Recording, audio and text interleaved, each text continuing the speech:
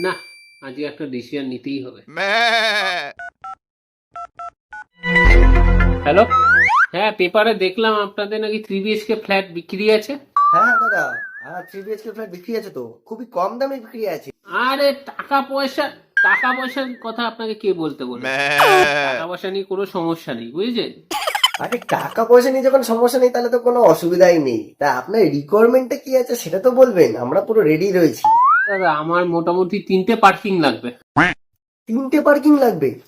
3টে পার্কিং তো ম্যানেজ করা টাফ হয়ে যাবে আমাদের। আরে দাদা কি বলছেন, 3টে গাড়ি রয়েছে, তা 3টে পার্কিং লাগবে না? ঠিক আছে দাদা, আপনি আসুন, তারপরে আমি ম্যানেজ করছি ঘরে। ঠিক আছে দাদা, আমি এক্ষুনি সাইকেল নিয়ে আপনার কাছে পৌঁছে যাচ্ছি। তো ঠিক আছে, তা আপনি ফ্ল্যাটটা নেবেন কবে? এই 10-15 বছর পর।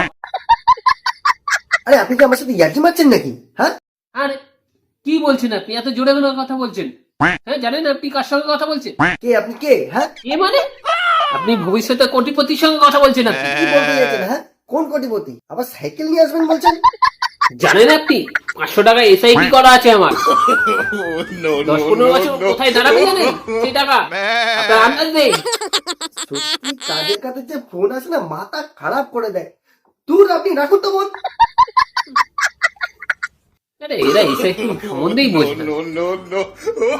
দুনিয়াটা কোথায় চলে যাচ্ছে, আমি যে 10-15 বছর পর কোথায় যাবো এরা বোঝেই না।